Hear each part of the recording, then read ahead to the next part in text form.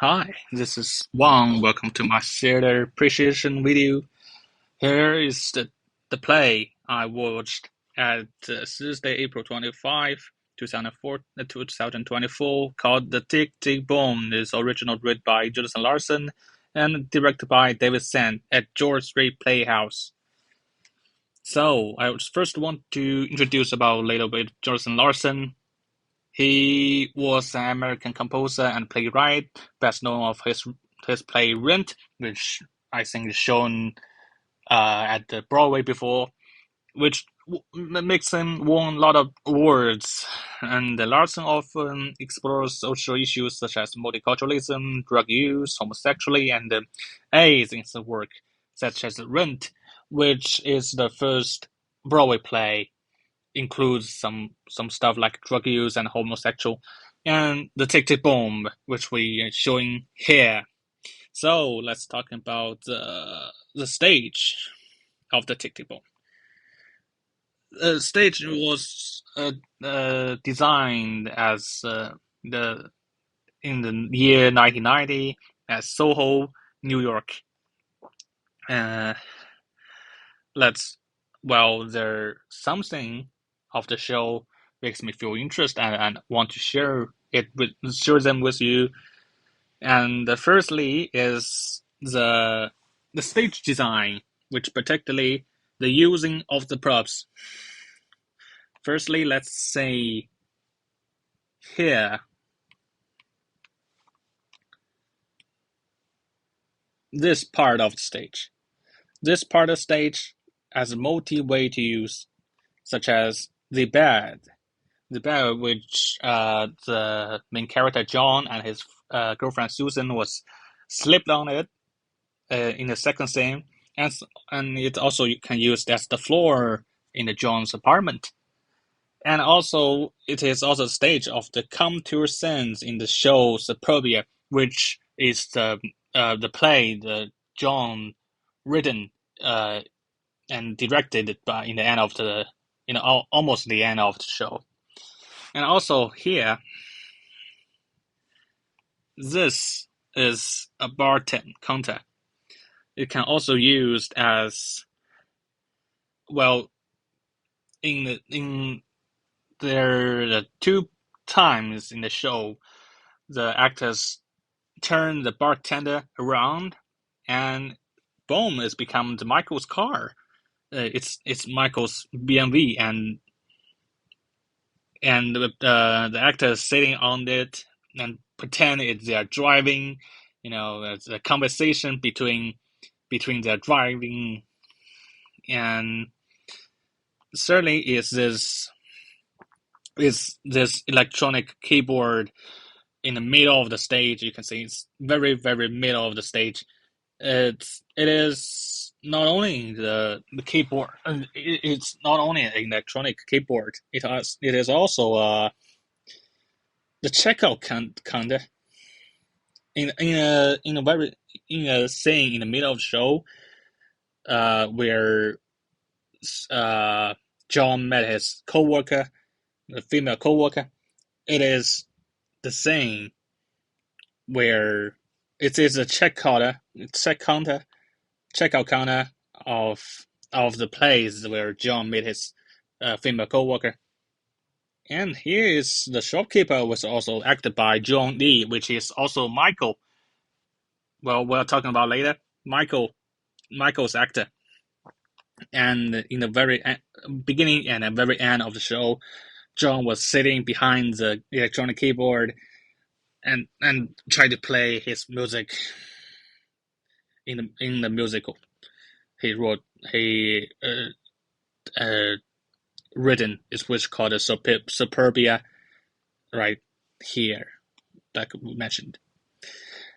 And although John, in many times, John was trying to pretend he was playing the keyboard, but it's actually not. The music's played by the band, which sitting behind this stuff, which I think is the bus stop. Okay, so let's talk about the band. The band, this 4-piece band not only played all the music and background music in play, they also play some rules, such as the conductor of the band acting like a colleague of the main character, providing the background music for his musical as he written. In another scene, the four band members take out the stage and play the colleague brainstorming for Michael's company, which had the band members from the background act out some rules. This is what I think is very interesting because the dialogue between the characters and the band member is unexpected to the audience. This scene's interaction with outside of the show always lead to some comic effect. In fact, whenever the actors was has a conversation between the band members, it also makes the audience laugh. Oh, we all like the effect. The audience, like me, always like the effect of the interactions. And since we talk about the actors and the characters, let's talk about the characters now. Firstly, I want to introduce the actors. Jonathan, which is the main role of the play, was played by Daniel Marconi. Well, in the show, I don't think they mentioned Jonathan's full name, but in the movie version of the Tick Tick Boom, they mention that Jonathan's full name is actually Jonathan Larson. Remember who is it? He was the author of the original script. Let's talk about it later. Then I want to talk about Susan. Susan's John's girlfriend, which played by Catherine Wick, and Michael, who's John's best friend, played by John E. Remember, Michael also plays John's dad, and many other members, such as Rosa Stevens, it's the girl's name, I won't talk about later. Susan also plays Rosa Stevens, same one, and John's mother, and a lot of other characters.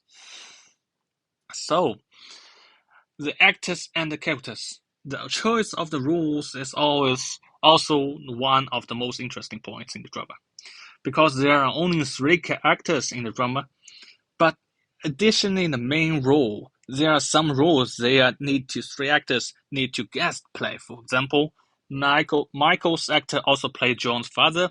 Susan's actor also played both John's agent and the female co-worker with whom John has an affair.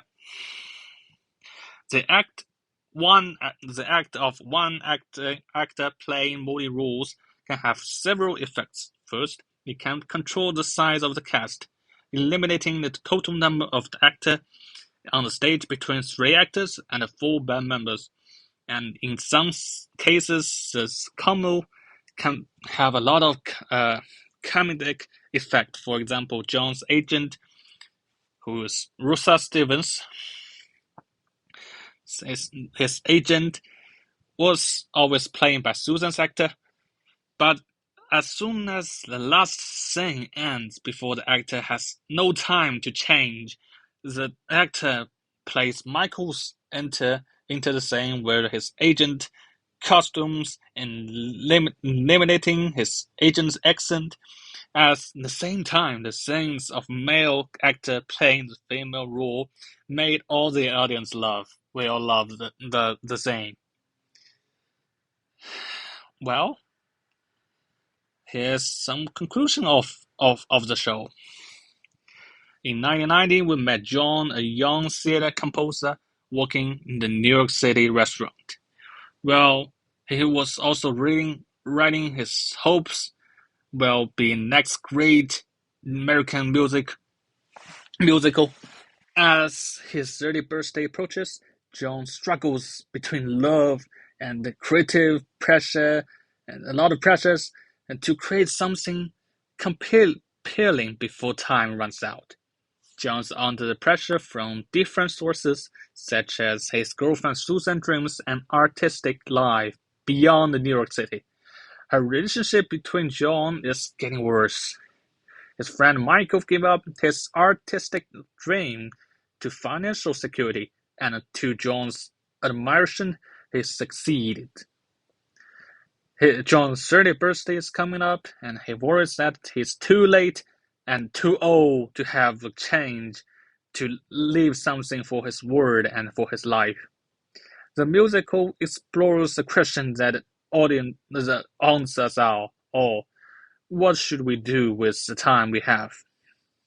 Remember, the musical Tick Tick Boom, it is a semi-autobiographical work, and the main character, the same name of the author, Jonathan, who in the earlier years in the play. Like the main character, he was unknown, working in a restaurant in New York City, and as Larson's father noted in the actor's recording, Larson had been trying to establish himself in the theater since the early 1980s. So, to a large context, the various crises John faces in the show could be experienced by the author, and such a show is closer to reality and makes the audience feel more empathy. Well, the last sentence is the ticking clock, the pressure to succeed, the desire to pressure art, and the self-discovery make up the touching and reliable story. I want to end in the closing. I'd like to end the video with some words from the director of this version, David Sand. Here comes the words, and thank you for watching this video. I will see you next time.